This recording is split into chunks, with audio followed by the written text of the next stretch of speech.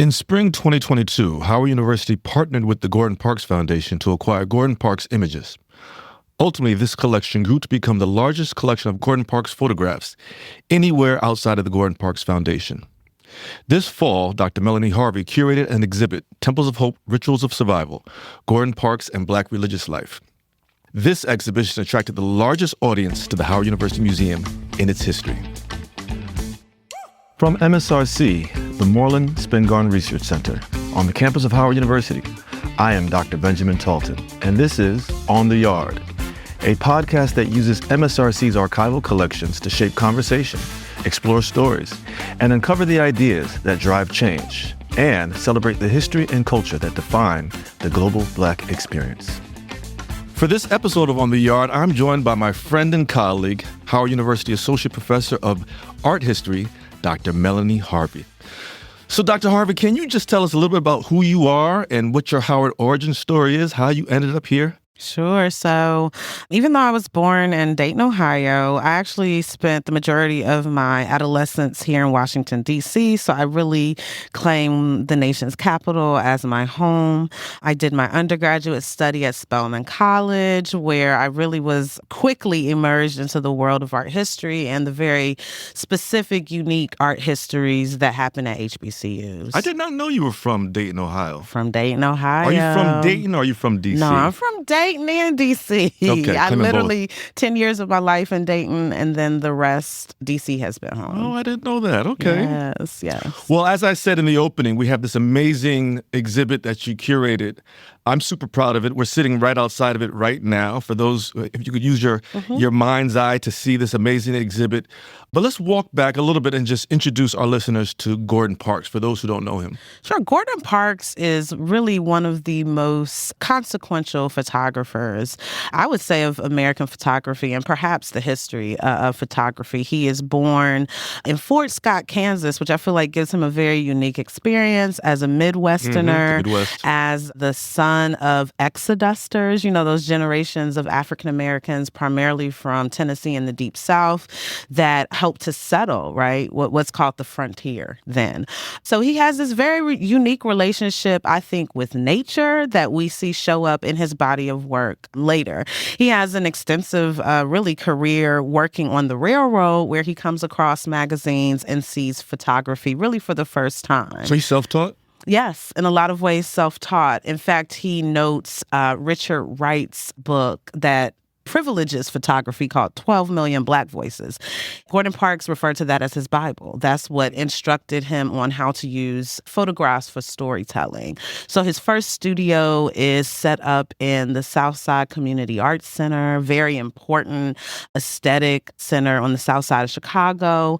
And maybe his kind of first photographic instruction happens when he is selected to be an apprentice for the Farm Security Administration, which was the branch of the U.S. government that was really documenting what the Depression was, right? And also what American life was like in the 1930s and 40s. So he's using American subjects as his kind of primer for storytelling. And it's from this early chapter that we get his most visible image, American Gothic, that features Ella Watson, the federal government charwoman, and allows us to think very critically, right, about labor, but also the alternative ways that African Americans chose to define themselves outside of labor, right? Like spirituality and community. He goes on to be the first African American photographer of Life magazine. Again, an outlet. I tell students, like, Life magazine was like Instagram, right? For the mid-20th century. It gave visual form to the human experience in America. And really, from his time at Life, he begins to influence generations of photographers after him. So who are some of his contemporaries, though? You said he was the first at Life. Yeah, some of his contemporaries would be Roy de Carava, who we refer to as kind of the master of light and darkness in photography. From Harlem, right? From Harlem, yes. And we also think about someone even like Addison Scurlock, who's practicing here in D.C. and has a very long, multi-decade career here in Washington, And we have an D.C. amazing Scurlock collection here at Howard University. We do. So it's great, again, to have Gordon Parks join. Right. the photo collection here at Howard. So we describe this as a study set. Yes. Can you explain what that means and what that means for our students to have such a collection? Study sets are so central to, I would say, the humanities and visual art instructions at liberal art institutions. And these are collections that, for all intents and purposes, do not leave the institution and are anchored there to really be study tools, right? Lessons of instruction. And I think that's really how we plan on using it. I think although we have introduced this exhibition that demonstrates community and spirituality, there's still so many thematic topics to address within the collection. And that's before we close out, I want to talk about the ways in which we want to use this. I describe it sort of like putting up a building on campus as opposed to something that generates revenue. It's something that's used for educational purposes and exhibitions, right? And also, I think the unique part about this partnership with the Gordon Parks Foundation is the digital accessibility that Moorland-Spingarn has provided.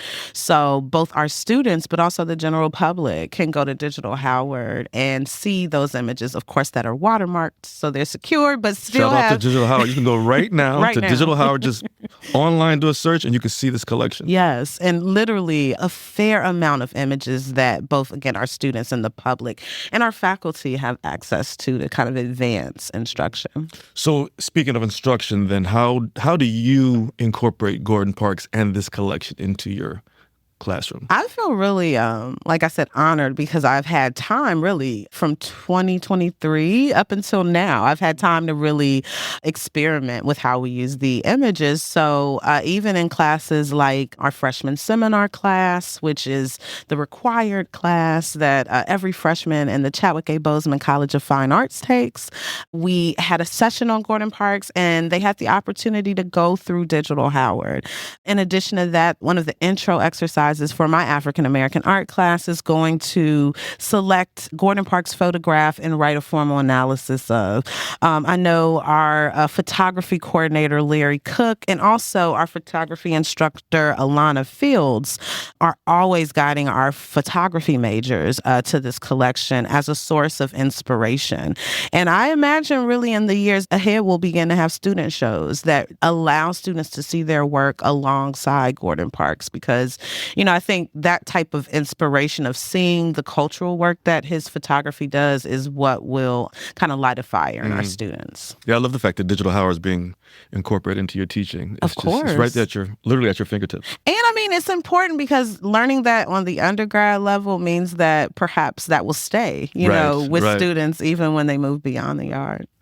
So the exhibit that you curated, Temples of Hope, Rituals of Survival, which is congratulations. Thank you. I mean, we've had, normally we would have small groups coming in to the museum maybe 2 or 3 times a week, but every day, I mean, some 250 people coming through, 100 people coming through.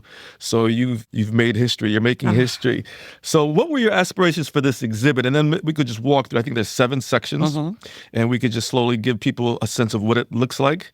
And it's up. We launched it in September? In September 9th, and it will run to the end of January. End of January. Yeah. So what were your aspirations for? What did you want to achieve with this exhibition? Well, one of my scholarly areas of interest have been examining visually how Black religious practice is documented. So, this exhibition really does emerge from my interest in putting up on the wall images of Black religion. Now, is this memoirish a little bit because you have a religious background? Well, if you say it that way, not memoirish, but I will say I feel like I had the privilege to grow up the daughter of a minister, but also my mother's father was a Baptist minister. Okay. So I'm like second generation preacher's kid. And so I think with that in mind, I've always been in church spaces. And once I got to graduate school and started studying African American architecture and American art, those images and spaces were completely absent. So it's been a focus of my career to kind of fill that hole and also begin to probe and interrogate the way that images of religious practice have been used in America. And so in a lot of ways, this exhibition is like my first case study to look at an artist and how he examines the theme of spirituality across really what we have is 4 decades, right? Was he religious? Was he? have a religious background at all? So he grew up actually in the first established African Methodist Episcopal Church in Fort Scott, Kansas. So he grows up in that church for the first 9 years of his life. But after the death of his parents, he kind of moves away from formalized religion. But I believe what visitors to this exhibition will see that his childhood exposure to religious practice really did allow him to set a script, right, for images and scenes that he would see throughout his experience with American religious communities. So for me, it wasn't just an exhibition about religion, but it's also about the traditions and rituals that constitute that. And that's often communing with family and friends. That's what I wanted to get into, right? Or even taking their form of ministry into the streets, right? What does it mean for your social activism to be anchored, right, in religious practice? So many of his images are inside these spaces, but also outside. Some of my favorites are really outside of the church and looking at the people. Yes. So the exhibition begins in 1942 with his early religious images that feature Ella Watson. Following that, the exhibition moves to the 1950s, where Gordon Parks is actually assigned to document Metropolitan Missionary Baptist Church on the west side of Chicago, where he has the opportunity for the first time to both photograph and author the text that will accompany the images. And, you know, this section of the exhibition is so important and has been important to instruction as well, because those images actually were not published by Life. I was going to say, he was commissioned, but they were never published in the magazine. They chose not to. So this also offers our students across the university to see the potency of what the archive provides, right? Things that might not have existed at large in the world still document a specific moment in time. And I think thinking about the role of Chicago in the Great Migration and the transformation of Black religion that happens, right? I think that the addition of these images to Moorland-Spingarn's collection will allow religious studies scholars, social historians to tell a richer story from Howard's collection. Before we get into section 3, which is Alabama, 1956, that's kind of the smallest section, It is. But his style is not just to show up and take photo images. No. Like, he was immersive. Yes. And it really also starts with the early work he did with the Farm Security Administration. He was instructed by his supervisor at the time, Rory Stryker, to go get to know Ella Watson and let her take you around Washington, D.C. And so he literally spent a month with her at her home, at her church, at the store she shopped in, right? To really get a 360 view of her life. And I would argue that becomes the template for photographers, even into this contemporary moment. I think about artists like Dawood Bey, who, again, anchor their practice in getting to know the human side of their subject. I would say all the way up to even someone like Amy Sherald, the painter, right, who is photographing her subjects and then painting. We do have part of our collection when he goes to Rio and spends like 2 months down there. Yeah, we have a few of those images, and I think one of his most prolific series comes from that. And so that's actually one of the stories that I hope that we're able to tell eventually, is not only investigating his views of the African diaspora, but also thinking about just his views of the world, because even though we champion him as an American kind of photographic master, he really has a global sensibility. And is American Gothic his most famous, most well-known? I would say it's most famous, but as time goes on, and I think there is a continued sustained critical reevaluation of Malcolm X and the Nation of Islam's impact, those images, I think, are becoming equally as signature to his style. And that's section 4. So quickly, just describe section 3, 1956, Alabama. Yes, that's our smallest section. Our smallest section, but it is perhaps one of the most significant sections because our viewers are able to see in real time the introduction of color. Right. And this turn to color specifically had to do with the task of documenting and visually recording Jim Crow segregation in Alabama. Oh, what's the image where the woman and her daughter there's this beautiful, are you talking about the woman who's holding her daughter? Outside a diner, I believe. No. Okay. So I'm glad you brought up that image. So we should have done this inside the museum so we could actually just walk around and I could point to these images. We should have, I'm trying to remember. I will do a great job describing. So there's a beautiful beautiful photograph of two women that seem to be talking, or if we even push our imagination, maybe even gossiping, right? The structure that they're standing outside of and inside of is actually a church, a rural church. And so when we look closely, we're kind of brought in by this woman who has her hand on her hip, her back to us, who seems really locked into the discussion, with the woman sitting inside the church right near this window. And I love showing this to viewers because I invite them to step closer and look into the work. And you see that the woman inside the church is actually breastfeeding. So we have this very intimate moment where two women are, sharing their life experiences. But again, all this done within the proximity and shelter of religious space. And I would say that's situated in a hostile environment of Jim Crow segregation, right? So we're able to have a discussion around what does it mean to document injustice, but also how can we elevate human perseverance, right? In such a setting. Right, life is still going on. Exactly. And he has a way of not only immersing himself for long periods of time, but the way he kind of scoots down, he's got crouches to get like eye level.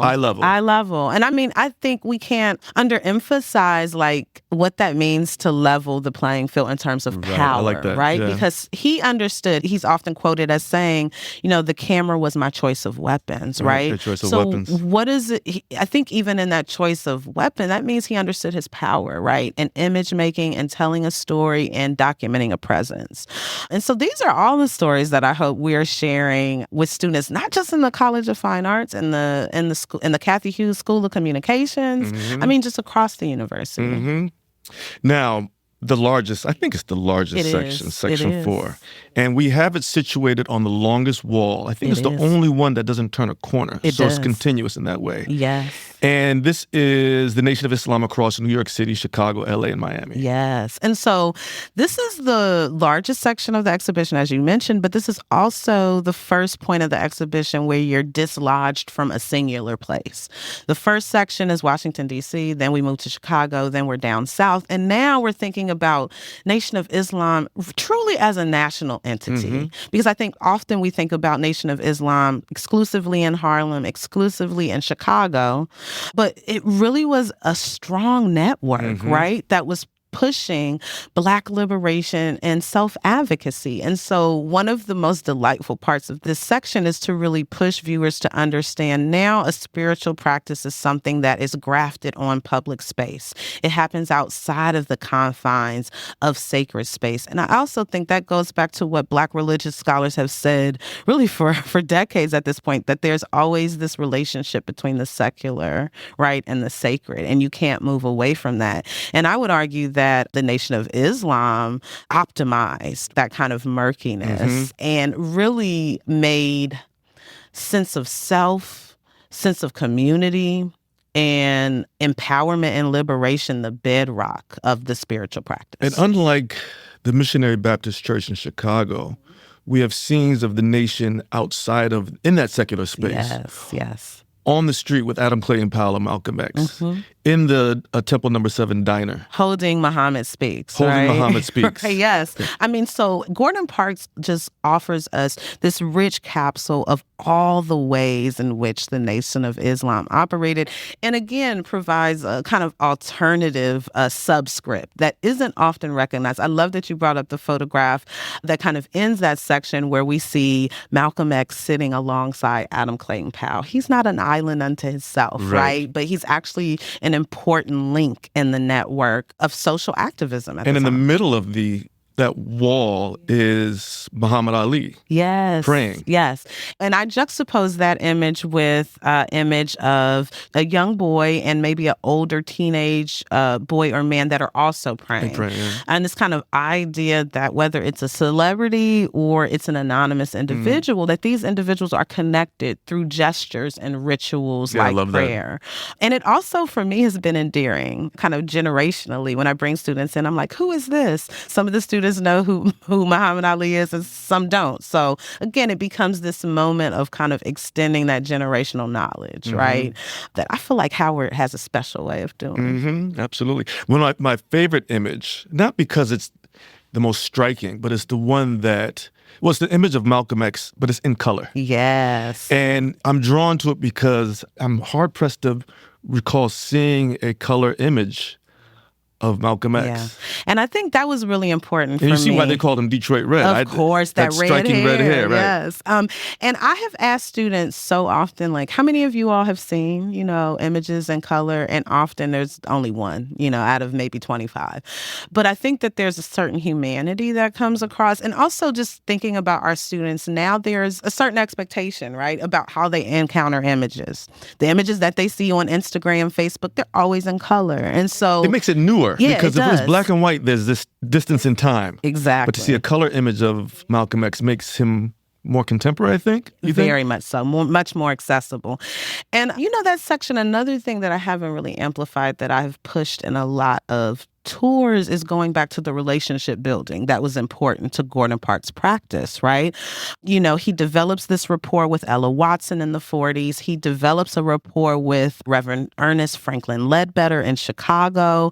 But really his guide or griot for the Nation of Islam community is Malcolm X. And it isn't just this one-time off relationship, but, they spent several months together. And people don't know that he was an amateur photographer as well. Exactly. I mean, is it right to call him an amateur photographer? Let's call him a photographer. Let's say he had a photographic practice, there you right? Go. There you go. That seemed to be very important to his life. I mean, that photograph that Gordon Parks takes of him standing on a chair with his knees bent, right, taking a photograph. But I also like and we have images of him toying with a camera. We do. Like casual shots. Yes, like these candids. Right. But for me, I also think about the kind of comfort level that Malcolm X, at such a tense time in his life, right, where his life was increasingly under threat, right, that he was able to be vulnerable with Gordon Parks in this way. And so I often remind students that, in the almost 6 months and multiple years that they had a friendship, that relationship was so deep that Malcolm X actually asked Gordon Parks to be the godfather of one of his daughters. So is that right? This is a thick relationship, right? And I Intimate. think it also sheds light into the ways in which Gordon Parks is wrestling with how Black identity is swiftly transforming before his eyes. And again, what that means to his global sense of who he is in the world. And you chose to have as on the welcome wall. Yes. You chose the nation. Yes. The Sisters of the Nation. I thought that was important because I think when you look at the title of the exhibition, without coming in, you may think, oh, this is just going to be an exhibition about images of Black churches. But I really wanted people to understand the inclusivity, the broad range of what would be represented. And I think that it kind of foreshadows, I hope, a great round of scholarship that is really digging deep into Gordon Parks and the Nation of Islam. So we go for the nation, and then we have Fort Scott, Kansas. Yeah, so Fort Scott, Kansas. So 1963, really the same year that he is photographing the Nation of Islam, he concludes that year by going to Fort Scott, Kansas to do some publicity photographs for his first book, The Learning Tree, which, again, this is really groundbreaking for him to have a semi-autobiographical text that, again, has these beautiful images that are anchored in nature. And I thought that that would be a great way, especially coming for us in our moment, coming off of COVID and the quarantine and isolation, to really celebrate our relationship with nature and the ways in which that may have regenerated us, right, during a crazy time. And then the exhibition ends with a brief, very small section. 1985. Yes, that I'm most proud of. By the 80s, people really are celebrating Gordon Parks as a filmmaker. By that time, he has turned his book into a movie, The Learning Tree. He has also done documentaries on Lead Belly, but he's also done the Shaft movies. In 84, he wraps up Solomon Northrop's Odyssey, which I've kind of told our students is Gordon Parks' versions of 12 Years a Slave. When he wraps up that movie, he goes to the set of The Color Purple, where Steven Spielberg is directing that film, and takes just some really important photographs that will serve as kind of reference shots for the publicity of the film. But one of the most tender photographs that I have learned about from this exhibition is a photograph photograph of Alice Walker. Alice Walker and her daughter. Yes, and her daughter. And this kind of They're embrace. laying on a couch. Yes, laying on a Victorian couch. Again, in North Carolina on this movie set. And the daughter is laying on her lap and their hands are embraced. And for me, that becomes a kind of visual manifesto around womanism, around the way in which, even kind of in the face of these strong religious traditions, Black women decided to forge an alternative spiritual practice that really brought together Christian elements, but also eco-womanist elements as well. I mean, it's really rich. And so to move from institutionalized religion to these individual practices was really important for me to include so our students can find themselves, you know, in this exhibition. And it speaks to what we're talking about, his immersive style. They're obviously very comfortable with his presence. Exactly. Yes. Because they look so relaxed and loving and comfortable. You can't imagine that there's a man in the room. Yes, yes. But obviously he's there. He took the photo. But you know what's interesting? When you look at some of the images of the children, because he often photographs children. We have a lot of and children. You'll see several children that are looking at him like, who is this man and what is this box in front of his face? Right. And so I often think about even that moment of inquiry as a moment where Gordon Parks, in his presence, right, is kind of promoting photography as a form, introducing this form to communities in a very, I think, intimate, close way. We talked about life, but we didn't talk about Vogue. We didn't talk about Vogue, and Vogue is really important because, again, Was he the first Black photographer? yes, for first Vogue? Black photographer for Vogue and first Black photographer for Life magazine. Right. And it's interesting because he was really working in fashion photography before he actually went back to Chicago to photograph Metropolitan Missionary Baptist Church. That's the early 50s. Early 50s. Okay. It just speaks to his breadth. And I hope it empowers our students, right, to understand that you have no boundaries for where you can tell a story. And we can always look back to Gordon Parks as an example, really, of that. Dexterity. So we have a strong partnership with the Gordon Parks Foundation, and you were a Gordon Parks Writing Fellow. Tell us about your time with this fellowship and what you're able to accomplish and how important this relationship with the Gordon Parks Foundation is for us. I was really humbled, as you said, in 2023, to be named as a Genevieve Young Writing Fellow. And I became really a part of a community of fellows that the Gordon Parks Foundation is supporting that really is going to shape the future of what art practice is, but also art history. And I want to really emphasize, I feel like I joined a community because, you know, even in the fall at our Writers Festival, International Black Writers Festival, we had a panel of our past writing fellows. And again, just to see the community, to see their concerns with social justice and how that shows up in their practice, be they art critics, professors, or writers for a general public. And so again, just being able to understand that, you know, the collection, but also the fellowship that both I and also Professor Larry Cook, who was a fellow in 2024, art fellow, this will establish this long-term relationship where, you know, in years ahead, I see us loading up a bus of students to go to the archives, allowing them to explore, exposing them to what it means for artists to have a foundation, right? And an organization to care for their things. These are all the standards that we know our students need to be exposed to and, you know, be prepared to practice once they are the next Gordon Parks. Yeah. So it's programming, it's the collection, it's instruction, and I'm sure there's going to be more ahead. And we have to shout out Peter Kuhnhart. Because he was determined to forge this relationship with Howard University. Visionary. He knew that visionary. Yes. He knew that this is something that Gordon Parks would want. Yes. To have Howard University as a custodian of this legacy and this partnership. And he made it very clear. This is not just Melanee Harvey coming here as a fellow. Yes. This is not just you all acquiring these images. It's about a long-term relationship. And he's been a great friend. Yes. And I mean, you know, also supporting photography at Howard in a really rich way. So one of the results of my time researching was really spending time with the photographs Gordon Parks took of Howard University's 1942 graduation. Right. I mean, think about that time, 1942, you know, the nation, I mean, the world, World War II. Yeah. HBCUs are gearing up for how are you going to contribute? And Gordon Parks captures that story. He captures also the story of a new founders library. like where we're sitting right now, when this was a brand new space, Right. he photographed it. So I think, again, very grateful for Peter's vision and just reminding us of the important kind of nuggets in the histories of Gordon Parks that relate directly to HBCUs, because Howard was not the only HBCU he visited, speaking of HBCUs, right? I was really struck by his images of Bethune-Cookman College. Yes. Because it's not just the sports, Yes. it's in the classrooms, in the labs, sitting on their, we call it the yard, but sitting on their quad, studying, talking. And it just really captures, it's not the IG version of HBCUs that we get today. Yes. No shame, no slander to IG and our students. But we have so much of fashion shows and sports and bands. It's good to get into the classroom. Yes. And I want to reiterate, we're talking about someone who is self-taught, right? Who had a method of photographing individuals that allowed him to feel comfortable even in like academic spaces, right? Where he may not have felt comfortable. Mm-hmm. So, like I said, we have some great things ahead, thinking about how he represents HBCUs, how he documents Black culture writ large, how he documents even scientific practice. There's so many stories to tell from Gordon Parks' side.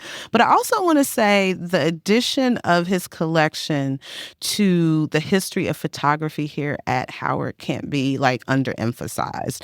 And, Howard, has jewels that go all the way back to the 1860s. Yeah. Alexander Gardner's photographs of the Civil War rest here. So to have Gordon Parks a part of that, in addition to the Scurlock images. I was going to say, and we have the Scurlock. Yes, in addition to the images that Elaine Locke documents and Lois Mailou Jones. I know that the addition of Gordon Parks' collections really makes Howard unrivaled when we think about documenting American photography. It's interesting to say that just yesterday, I had a colleague call me who's interested in historic images of Howard University. Uh-huh. So I went on Digital Howard, sent her the link. And her response to me was, "Oh my gosh, this is amazing." Yes. We have a huge collection. Much of it is not digitized yet. It's not. And so we have work to do. And once we get even a quarter way through it, it's going to be mind-blowing. Yes. But I just also want to say those interested in photography, do explore what's on Digital Howard, because even what is there now, your mind will be blown. Absolutely. So I look forward for all the stories that we tell from Moorland-Spingarn ahead. We're going to have to close soon, but that's when I want to think about what's next for this collection, because you've only pulled out, 5% of the collection for this exhibit? Yes. And so we have many more stories to tell. But before we get into that, let's talk about this amazing book that you published. Thank you. Pastor E.F. Ledbetter and the Metropolitan Missionary Baptist Church, 1953. This is section 2 of the exhibit, but the book expands and gets a little more detailed on this collection. And again, it's the first collection of scholarship to look at this body of photography, of unpublished photographs, but it also is an archival jewel in itself. The Gordon Parks Foundation was just so generous in providing and tracking down the manuscript that Gordon Parks wrote to accompany the photographs, so that is included. We have some amazing contributors, including Kimberly Pender, who is the Dean of the School of Art at Yale, as well as J.T. Rohn, one of the leading scholars in Black geography. And lastly, an up-and-coming scholar who we are just so excited to promote, Kara Street, who's thinking about the religious traditions of Black women. And so in addition to the kind of photographs that have been exhibited from this series, I worked closely with the collection to pull out some additional images from his contact sheets. They're also reproductions of contact sheets. So it really, again, is an archival jewel. And it's a beautiful book. Thank you very much. Thank you very much. And I also, again, I'm very grateful for the foundation and also allowing us the space, the literal page space, to include 2 essays that really think about the history of photography at Howard. So there's a brief essay by me that focus on Gordon Parks photographing the 1942 graduation at Howard.